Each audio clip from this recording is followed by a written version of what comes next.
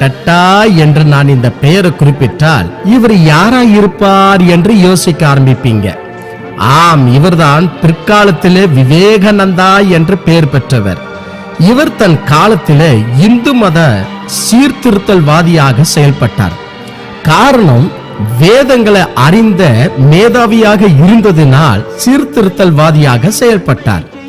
இவரை நமது தமிழ்நாட்டு மக்கள் விவேகானந்தா என்று புகழ்ந்தாலும் இவரது விவேகமான வார்த்தைகளை கண்டுபிடித்து தங்களை அஞ்ஞானத்திலிருந்து தூரமாக்கி கொள்ளவோ நமது ஜனத்திற்கு இன்னும் புத்தி புகட்டவில்லை என்று தான் சொல்லணும். காரணம் என்னவென்றால், இன்று பல பிரிவினைகளுக்கும் பிரச்சனைகளுக்கும் காரணமே மதத்தின் வைராக்கியம்தான். மத வைராக்கியத்தால் சிலர் தீவிரவாதத்தை பயன்படுத்தி வெளியே 40 நாள் நோன்புகளாக இருந்தாலும் உள்ளேயோ 40 வம்புகளை அள்ளி வீசக்கூடியவர்களாக இருக்கிறார்கள்.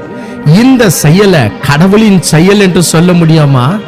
எனவேதான் ஞான தீபம் 119ஆம் பக்கத்தில் விவேகானந்தர் இவ்விதமாக கூறினார்: இந்த உலகம் இவ்வளவு தீமை உள்ளதாக மாற காரணமே இயேசுநாதரின் போதனையை தள்ளிவிட்டதுதான் காரணம் என்று விவேகானந்தா கூறினார்.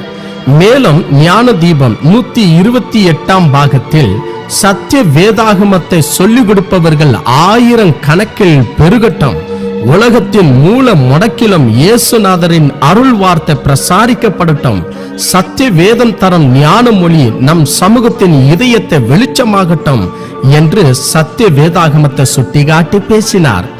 ஆனால் நாமோ அவர் சொன்ன சத்திய மார்க்கத்தை ஏற்காம அவர் கல்லறைய பார்க்க கப்பல் ஏறி போயிட்டு இருக்கிறோம்.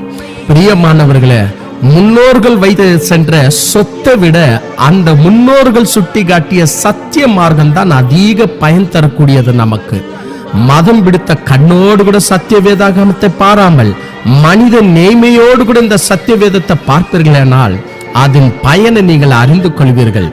சங்கீதம் 119, 160 உம்முடைய நீதி நித்திய நீதி, உம்முடைய வேதம் சத்தியம் என்று சொல்லப்பட்டிருக்கிறது. விவேகானந்தாவை சுவாமி என்று கூப்பிடுவது நாம் அவருக்கு தரும் மரியாதை அல்ல, மாறாக அவர் யார சாமி என்று அறிமுகம் படுத்த முயன்றாரோ அதை பின்தொடர்வதை நாம் விவேகானந்தாவுக்கு கொடுக்கிற மரியாதையாகும். இது ஒரு சத்தியத்தின் குரல்.